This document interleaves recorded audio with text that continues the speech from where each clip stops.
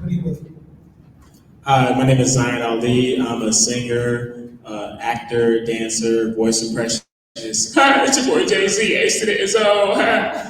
So that's the type of stuff I do. My music is to, I'm also a social media influencer, but with my music, the mission is to change the blueprint to what we have and what we hear right now on the radio, which is all about degrading our women and brothers and sisters, specifically minorities, and how graphic the words are used. My music is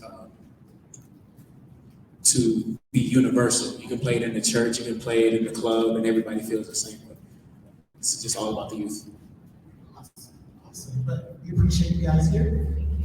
Some feedback. But so let's start with the most important question. What's your zodiac sign? I'm a Virgo. Awesome. I have a Capricorn. Aquarius. Awesome. So, first question, what is your zodiac signs? Oh, why did you just give me? Okay. I can't ask you that because that's rude. You're ladies. Okay, where did you both grow up? I grew up in Roseland, here in Chicago. I grew up in Beverly, Southside. How were those neighborhoods like growing up? Like, did you always want to become, what you are now? Well, I was probably one of the few Greek people that grew up in the Beverly area. And Greeks are Greek Orthodox, we're not Catholics, so it was a little different. But you adapt, and my parents came over to, for a better life to the United States, and my dad started a small business. And I worked in that small business, and I learned, sacrifice and hard work. What was your small business? Auto parts. So when my dad came over, he started pumping gas at a gas station, and he learned about cars that way, and eventually he started an auto parts store. So I know a little bit about cars. That's about it. So So your question was, how was it growing up in Roseland? Roseland, traditionally on the south side when I was growing up yesterday, because I'm not gonna tell you my age. So when I was growing up in Roseland, predominantly black, still is, predominantly black neighborhood. And so it's interesting because I grew up in my grandmother's house, where my mother and her 8 siblings lived. They didn't all live there at the same time when I grew up, but what was most impactful about growing up in that neighborhood on Princeton, on 100th and Princeton, was that all of the neighbors, and you don't see this often, all of the neighbors knew one another.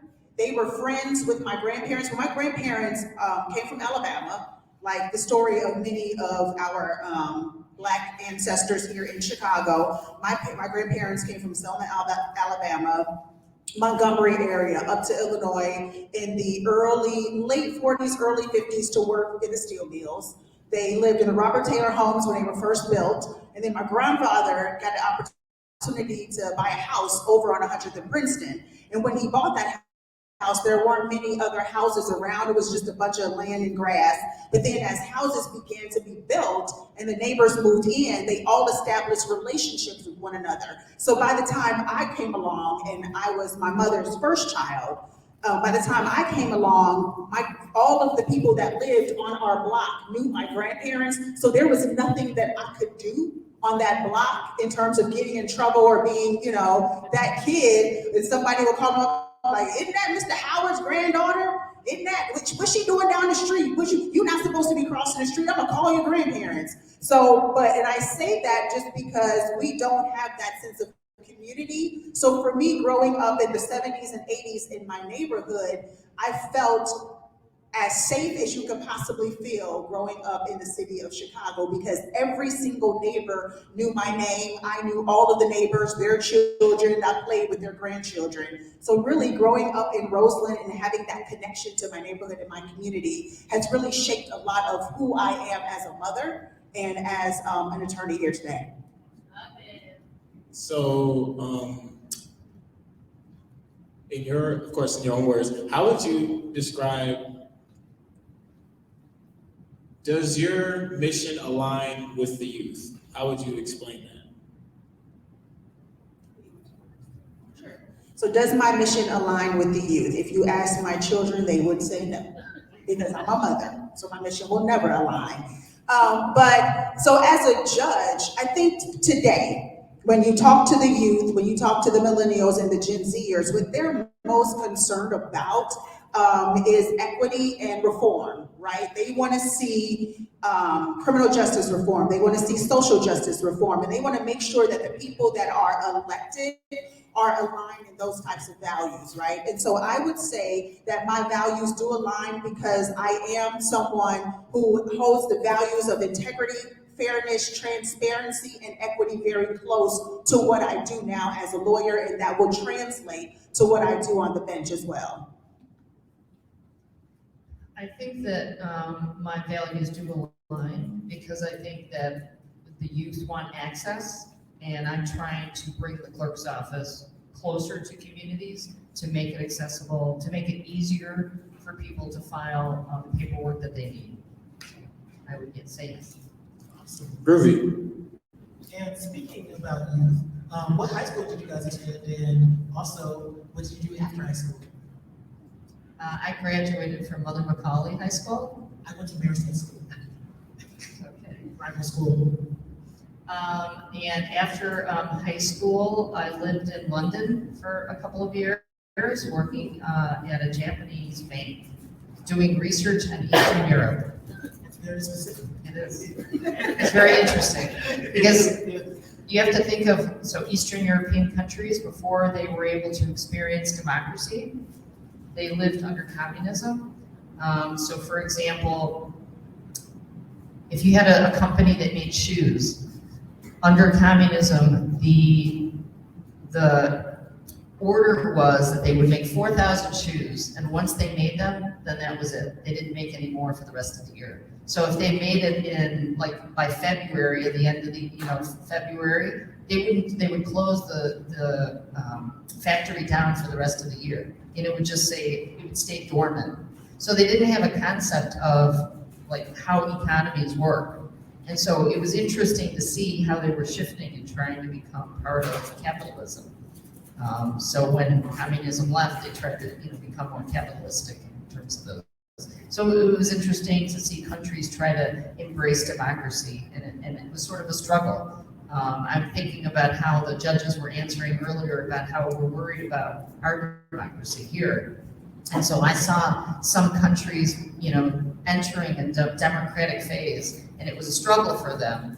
And I can see that it's not always an easy road for us to maintain our democracy, and we shouldn't take it for granted. I attended Percy Julian High School. I am a Jaguar. I know that we had some shout outs, some Lynn Bloom shout outs, so I'll give a shout out to Lynn Bloom because both of my boys are there at Lynn Bloom. After high school, I went to college because that was the mandate in our family. The mandate in our family is to make sure that each generation does a little bit better than the generation before that. And so my mandate was to go to college. My mother did not have an opportunity to go to college, so I went to college, and then on to law school. And so of course my mandate to my children will be, well, you've got to do college. Then you've got to go and get a master's degree. And then because I didn't get a PhD and you're supposed to do a little bit better than me, you go get a PhD, but on your own dime, because I ain't paying for that. Yeah, that's what I did. Okay. One truth and a lie. One amazing fact and a lie. So we get the big ball, find out We're gonna pick one person to ask the question. So you're gonna say one truth and one lie, and then one person you're gonna ask. Yeah. Right.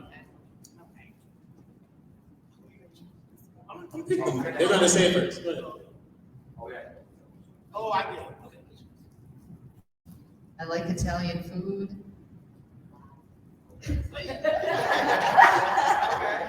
And I love to exercise.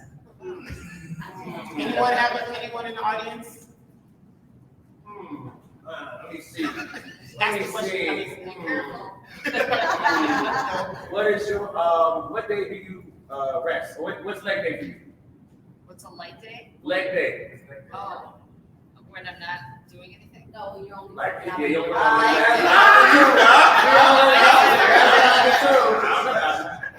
Like leg day, like you only work out your legs on what day? For you, like. It depends. All right. I'll watch you. The lawyerly answer is depends.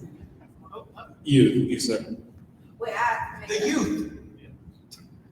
I have to, ask a question. Yeah. No, you have to guess which one was the true. Which one was the lie? Okay, so repeat the answer. I love exercise and I like Italian food. Which one's the lie? Exercise, no, you like Italian food, true. Excellent, he's right on. There you go. Groovy. Okay, for me, try to make it good.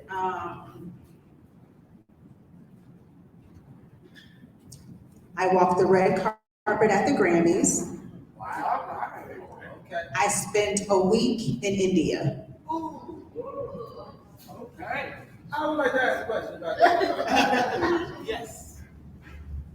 Where in India did you most like being? New Delhi. That's from that question to speak. So who wants to? Wow, I forgot my name. I think the lie Is. I spent a week in India. I've never been to the Grammys. Okay. That was good. Okay, awesome. So, thank you. Would you say you have a strong social media presence, or do you have to get better in social media, to get the young people, because a lot of people, young people are on Instagram, Facebook, well, not really Facebook anymore, mostly Instagram, TikTok. But would you say that's something that you guys are working on, when you guys do get elected, or? I'm on social media. I'm on Facebook. I'm on X, LinkedIn, and Instagram. But I could do better. I'd like to be more creative on those. I know there's a lot of things that I could do, and it's more informational versus interactive. I'd like to do that. So I'm on it, but I can do more. So I have a personal Facebook page, a campaign Facebook page. I'm on Instagram and LinkedIn, but I actually have a campaign team that manages my social media because I only use my phone to call and text. So I'm never on social media. I have to do much better. I recognize that our younger generation, they're so into technology, and that's the way that they communicate and get their information and get their news. So I definitely have to make a concerted effort to do better, but I'm horrible. Awesome. And then I wanted to follow up with, what's some advice you would give young adults, with mental health? So like, what your guys' job, who want to become judges, who want to become clerks, or, anything political. Like, what's some advice you would give youth? Because a lot of us are going through things, especially in high school. But how did you guys get through that stage? And then also doing it with all the things you deal with, people, people might not like you just because of a certain thing. Like, what's some advice you would give young adults to encourage them to become politically involved and then judges?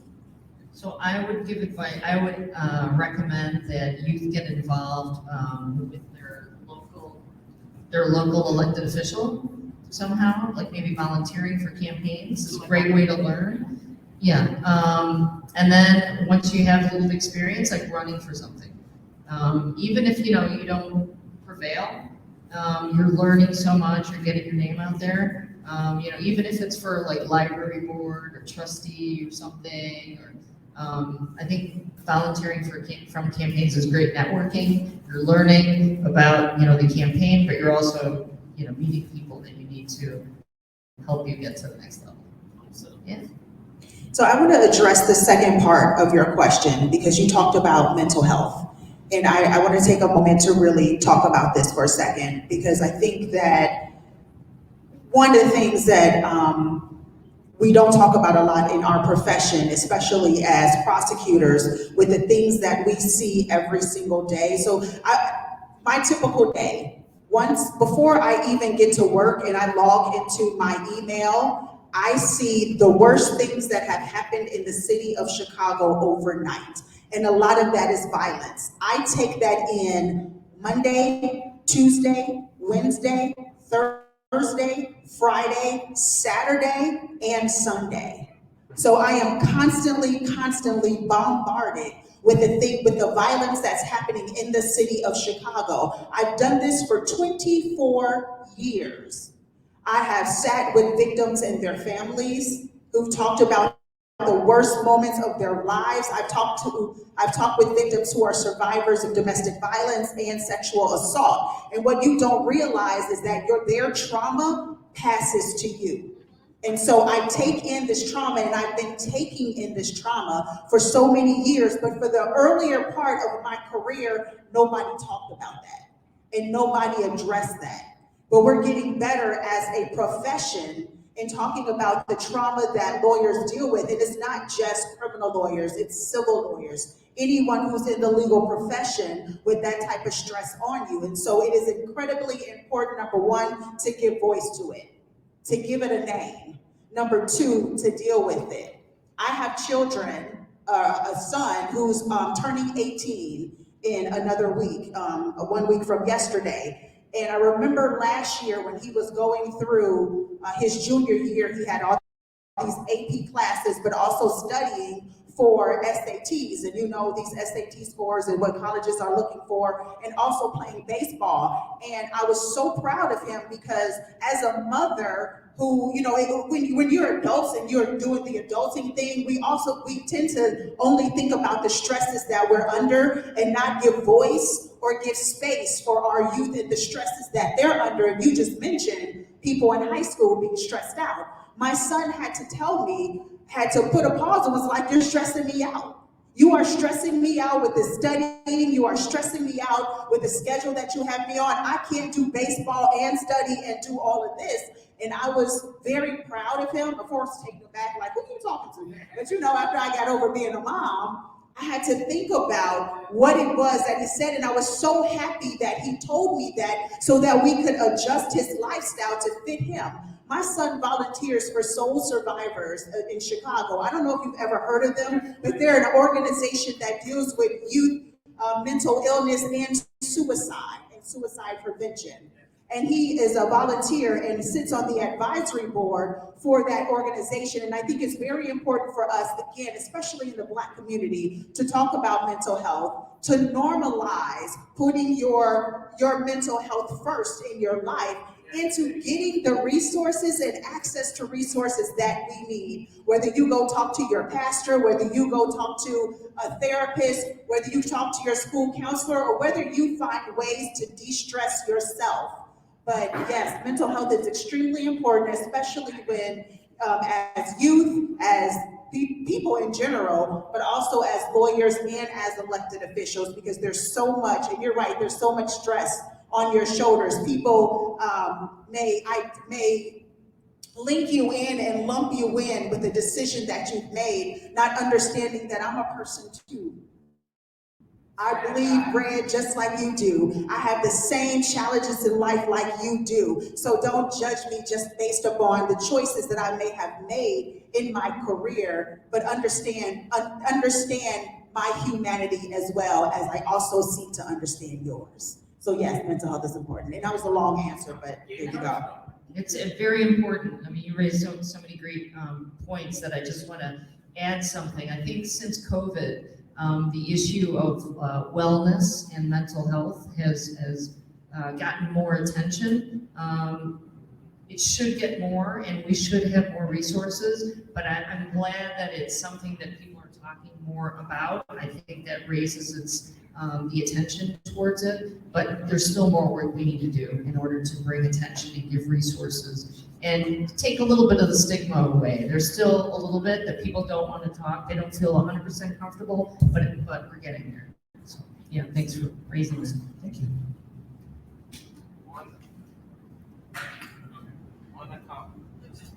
One accomplishment One accomplishment that you're most proud of.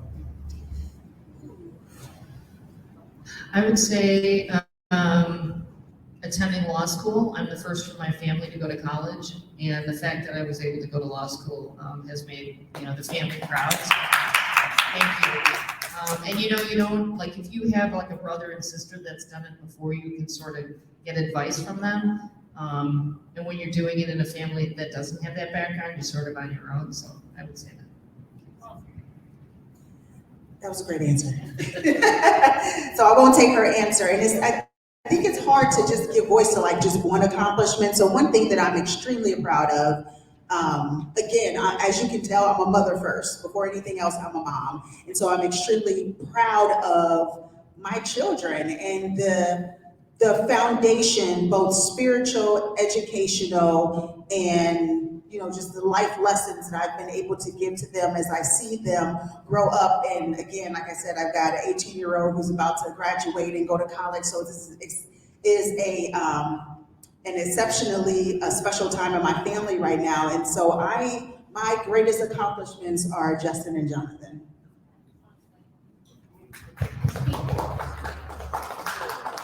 Groovy, Marshall.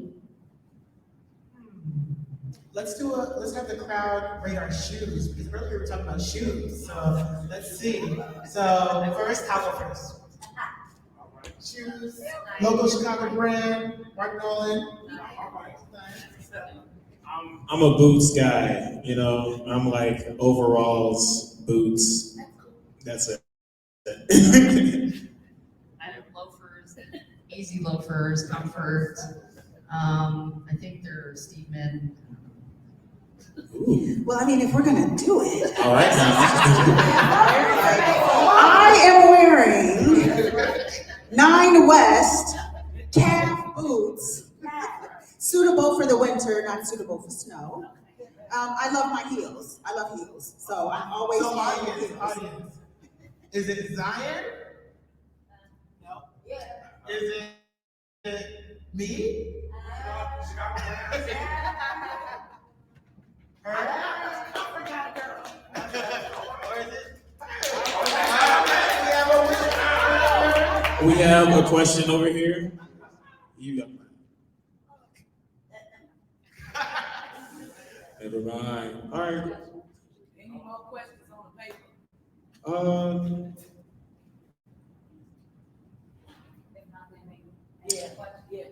Yeah. No.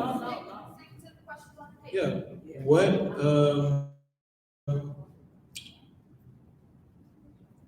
Why are you seeking this position? Did they ask you? No. Well, as I stated in my statement, I am running to make this office work. I ran for the Water Reclamation District to bring change. I achieved that. And so I'm bringing my skills to this office that needs the change to make it work. Like I said, there's mismanagement and dysfunction there. And so I'm running to win this office in the primary on March 19th. And we're going to bring the change that's needed and work with communities to bring access to justice. So I've been in front of the court, I've been appearing in court for the past 24 years, and during that time and being in court, I've had an opportunity to view what works and what doesn't work. What makes a good judge, what makes a not so good judge. And so I'm running, number one, not just to bring my experience to the bench, because I believe that I would be a great asset, but also because of the things that I mentioned earlier about what I've seen in my career and the need to ensure that we have diversity on the bench, that there's representation from the community on the bench that understands the unique challenges that are facing our communities here today. But also making sure that we have those who are on the bench who have the type of values that align with our, with our democratic principles, which is fairness, equity, transparency, ensuring that everyone has access and equal access to the court system, whether you're represented or not, whether you are, no matter what socioeconomic background you come from, no matter what your zip code is, that everyone is heard, everyone is understood, and everyone has that access. And making sure that as judges, we have a lot of tools in our toolbox, but the most important tool is to make sure that as we're following the law, that we are also using our discretion in a very intentional and thoughtful manner, considering not only the people that appear in front of you, but also understanding the impact, the widespread impact that those decisions have, and not just widespread across a community, widespread across lifetimes and generations and the lifespan of the people that are being directly impacted by those decisions. I think that we have to be intentional, we have to be thoughtful, and we have to understand the power that we wield and come in every single day, understanding that power and making sure that we are that we are living up to, and that living up to what it means to wield that power, if you know what I'm saying, that we are the type of people that voters will want to appear in front of and to wield that power, and being understanding of that. Awesome. So how do you deal with conflict or someone who disagrees with you?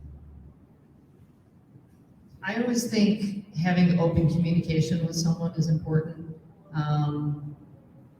So that's, listening, talking, and having the respect for someone. You may not always agree, but you always have to have that respect for the other person. So I think it's been said, and I'm sure that, as lawyers and as professionals will probably all give the same type of answer, but active listening to make sure that you understand it, going out of your way to make sure that you understand the perspective or the points of someone else. You may not agree with it, but if you listen to understand rather than listen to defend, and ensure that someone else is heard, and be willing to open up those lines of communication to not only just get your point across and try to bring someone over to your side, because that's not what communication is about. It's about understanding the different perspectives, and if there's a meeting of the minds, that's great. If there isn't, then you can always walk away and truly say, well, we agree to disagree.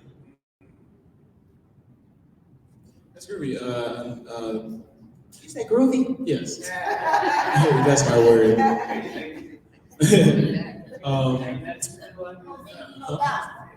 Just a few more questions.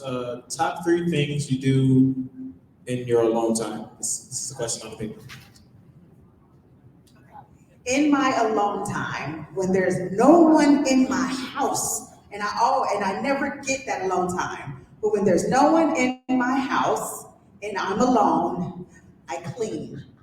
Number one, because I got kids and a husband, so I clean. I sit and I watch whatever I want to watch on TV, and no one can, criticize what I'm watching. If I want to watch General Hospital, I'm going to watch General Hospital. And then the third thing that I do is I just try to relax, because I rarely get alone time where I'm home alone and have a chance to decompress. So I take that opportunity to check in with myself and decompress. Groovy. Groovy, I love it. That's something from like the 1970s, way before you were born. Groovy's coming back. I've heard about it. So 3 things, let's see. A weird thing I do is arrange my closet. It gives me a sense of like control, I guess, like it's that shoe is gonna be in that place. I'm in charge. Just that sense of organization gives you a little bit of comfort.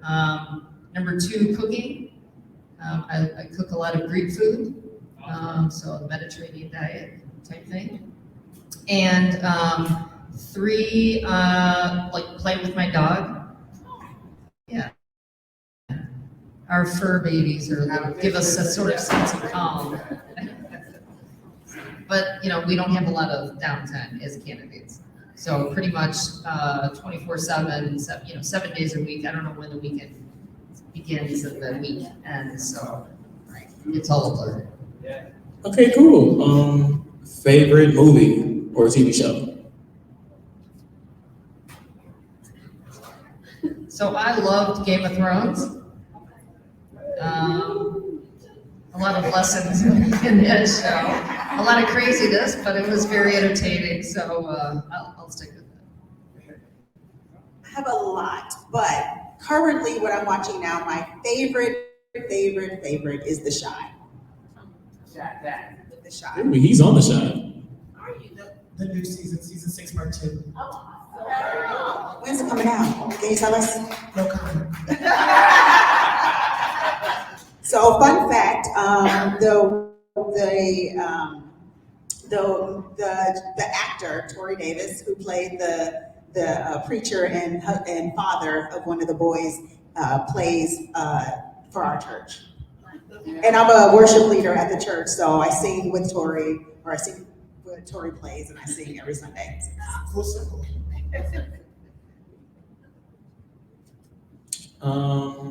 Yeah, just a few more questions. Are you a social media person, or you're like keep it private?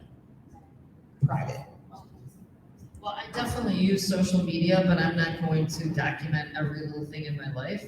It's more for purposes of the, once in a while, an interesting thing, but mostly the campaign and government, trying to share information with people, programs and things like that. So I guess I'm more private, but I value social media. Reed Marshall. Private. And then I have a major question. What are 3 social issues that you're most passionate about? I'd say the environment. That's something that's very important, affecting everyone. Education.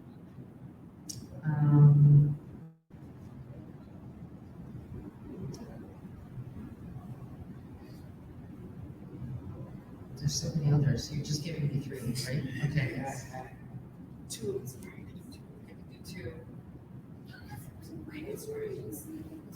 I mean, I've done volunteer work for organizations that help kids, that help seniors.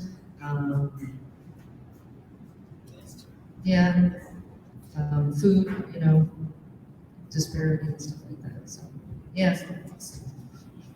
First and foremost, education for me, and not just because I'm a mother, but just because I am very aware of the power that a degree can bring to anyone who has it, right? And what you can do in life with that degree, the doors it opens and the tables that you take a seat at because you have a degree. So education is very important to me. I also do a lot of other things in the community. I did not mention I am a member of Alpha Kappa Alpha Sorority Incorporated. And so with our sorority, we are I'm actively involved in a sorority, and so there's a lot of things that I do in the community in the areas of education, women's health, in any way that we can impact our community in a positive manner, I'm involved in. So education, number 1.